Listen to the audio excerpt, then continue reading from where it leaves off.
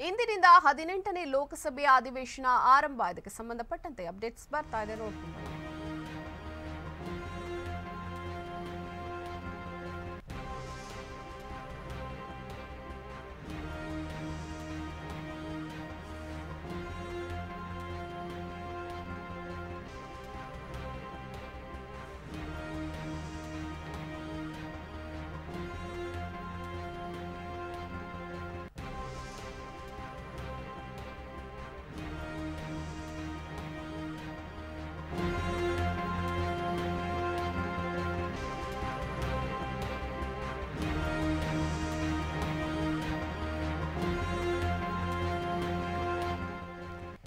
ಇಂದಿನಿಂದ 18ನೇ ಲೋಕಸಭೆಯ ಅಧಿವೇಶನ ಆರಂಭವಾಗಲಿದೆ. ಪ್ರಧಾನಿ ಮೋದಿ ಸೇರಿ ನೂತನ ಸಂಸದರ ಪ್ರಮಾಣ ವಚನ ಕಾರ್ಯಕ್ರಮ ಕೂಡ ನಡೆಯಲಿದೆ. ಇಂದು 280 ಸಂಸದರಿಂದ ಪ್ರಮಾಣ ವಚನ ಸ್ವೀಕಾರ ಕೂಡ ನಡೆಯಲಿದೆ. ಮೊದಲ 2 ದಿನ ನೂತನ ಸಂಸದರ ಪ್ರಮಾಣ ವಚನ ನಡೆಯಲಿದೆ. ಕೇಂದ್ರದಲ್ಲಿ ಅಧಿಕಾರದ ಗದ್ದುಗೆ ಹಿಡಿದಿರುವಂತಹ ನಮೋ ಟೀಮ್ ಏನು ಪ್ರಮಾಣ ವಚನವನ್ನ ಸ್ವೀಕರಿಸಲಿದ್ದಾರೆ. ಎನ್ಡಿಎ ಸರ್ಕಾರ ಮೊದಲ ಅಗ್ನಿ ಪರೀಕ್ಷೆಗೆ ಸಕಲ ಸಿದ್ಧತೆಗಳನ್ನ ಮಾಡಿಕೊಂಡಿದೆ. ಜೂನ್ 26ರಂದು ಲೋಕಸಭೆ ಸ್ಪೀಕರ್ ಆಯ್ಕೆ ಪ್ರಕ್ರಿಯೆ ಕೂಡ ನಡೆಯಲಿದೆ. ಇತ್ತೀಚೆಗೆ ಮುಕ್ತಾಯಗೊಂಡ 18ನೇ ಲೋಕಸಭಾ ಚುನಾವಣೆಯಲ್ಲಿ ಏನೊಂದು ಮತ್ತೆ ಅಧಿಕಾರಕ್ಕೆ ಬಂದಿರುವಂತಹ ಬಿಜೆಪಿ ನೇತೃತ್ವದ ಎನ್ಡಿಎ ಸರ್ಕಾರ ಪ್ರಧಾನಿ ನರೇಂದ್ರ ಮೋದಿ ನಾಯಕತ್ವದಲ್ಲಿ ಸತತ 3ನೇ ಬಾರಿಗೆ ದೇಶದ ಆಡಳಿತವನ್ನ ಇನ್ನು ಮುಂದೆ ನಡೆಸಿಕೊಂಡು ಹೋಗಲಿದೆ.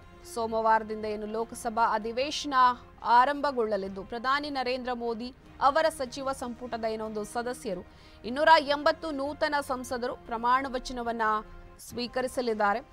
ಹಾಗೆಯೇ ಮಂಗಳವಾರ ಉಳಿದ 264 ಮಂದಿ ಸಂಸದರು ಪ್ರಮಾಣ ವಚನವನ್ನ ಸ್ವೀಕಾರ ಮಾಡಲಿದ್ದಾರೆ.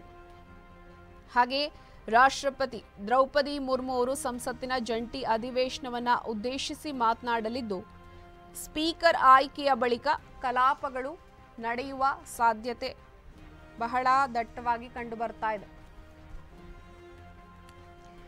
ಇದಕ್ಕೆ ಸಂಬಂಧಪಟ್ಟಂತೆ ಹೆಚ್ಚಿನ ಮಾಹಿತಿಯನ್ನು ಕೊಡೋದಕ್ಕೆ ನಮ್ಮ ಜೊತೆಗೆ ಸಂಪರ್ಕದಲ್ಲಿದ್ದಾರೆ ವಿನೋದ್. ವಿನೋದ್, ಏನೊಂದು ಇಂದಿನಿಂದ 18ನೇ ಲೋಕಸಭೆಯ ಅಧಿವೇಶನ ಆರಂಭ ಆಗ್ತಾ ಇದೆ. ಹಾಗೆಯೇ ಪ್ರಧಾನಿ ಮೋದಿ ಸೇರಿ ಒಟ್ಟು ನೂತನ ಸಂಸದರ ಪ್ರಮಾಣ ವಚನ ಕಾರ್ಯಕ್ರಮ ಕೂಡ ನಡೆಯಲಿದೆ. ಏನಿದೊಂದು ಅಪ್ಡೇಟ್ಸ್?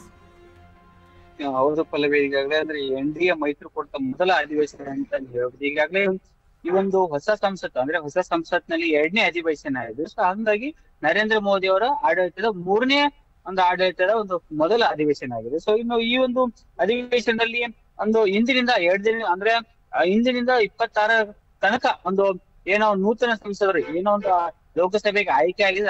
ಆ ಸಂಸದರಿಗೆ ಇಂದು ಏನು ರಾಷ್ಟ್ರಪತಿ ದ್ರೌಪದಿ ಮುರ್ಮು ಅನ್ನೋ ಪ್ರಮಾಣ ವಚನ ಬೋಧಿಸಿದ್ದಾರೆ. ಅಂದ್ರೆ 24, 25 ಮತ್ತು 26 ಈ 3 ದಿನಗಳ ಕಾಲ ಹೊಸ ಸಂಸದರು ಪ್ರಮಾಣ ವಚನ ಬೋಧಿಸಿದ್ದಾರೆ. ತದನಂತರ 18ನೇ ಲೋಕಸಭೆಗೆ ಅಂದ್ರೆ 27ನೇ ತಾರೀಕಿನಂದು ಏನೋ ದ್ರೌಪದಿ ಮುರ್ಮು ಅವರು ಜಂಟಿ ಅಧಿವೇಶನ ಉದ್ದೇಶಿಸಿ ಭಾಷಣ ಮಾಡಲಿದೆ. ತದನಂತರ ಲೋಕಸಭೆ ಸ್ಪೀಕರ್ ನೇತೃತ್ವದಲ್ಲಿ ಈ ಅಧಿವೇಶನ ನಡೆಯುತ್ತದೆ. ಯಾಕಂದ್ರೆ ಈಗಾಗಲೇ ಲೋಕಸಭೆ ಸ್ಪೀಕರ್ಗೆ ಇನ್ನೂ ಆಯ್ಕೆ ಪ್ರಕ್ರಿಯೆ ನಡೆದಿಲ್ಲ. 7 ಮತ್ತೆ ನಾಳೆ ಏನೋ ಈ ಲೋಕಸಭೆಯ ಸಂಸದರು ಏನಿದ್ದಾರೆ ನೂತನ ಸಂಸದರು ಅವರುಗಳ ಪ್ರಮಾಣ ವಚನ ಬೋಧಿಸಿದ ನಂತರ ತದನಂತರ ಏನೋ 27ರಂದು ಪ್ರಧಾನಿ ಅಂದ್ರೆ ರಾಷ್ಟ್ರಪತಿ ದ್ರೌಪದಿ ಮುರ್ಮು ಪ್ರಮಾಣ ವಚನ ಬೋಧಿಸಿದ ನಂತರ ಈ ಲೋಕಸಭೆಯ ಸ್ಪೀಕರ್ ಹುದ್ದೆಯನ್ನು ಆಯ್ಕೆ ಪ್ರಕ್ರಿಯೆ ನಡೀತಿದೆ. ಹೀಗಾಗಿ ಎಲ್ಲ ಒಂದ್ ಕಡೆ ಆಯ್ಕೆ ಪ್ರಕ್ರಿಯೆಗೆ ಈಗಾಗಲೇ ಏನು ಕೆಲವೊಂದು ನಾಯಕರು ಅಂದ್ರೆ 7 ಬಾರಿ ಸಂಸದರಾಗಿರ್ತಕ್ಕಂತ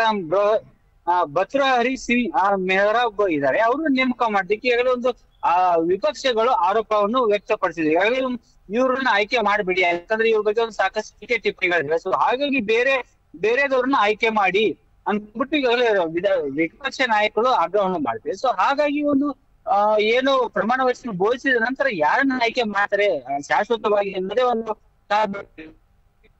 ಓಕೆ, ಯಾರ ಹೆಸರು ಕೇಳಿ ಬರ್ತಾ ಇದೆ ಪ್ರಮುಖವಾಗಿ? ಹಾಗಿದ್ರೆ ಧನ್ಯವಾದ ನಿಮ್ಮೆಲ್ಲ ಅಪ್ಡೇಟ್ಸ್ಗಾಗಿ.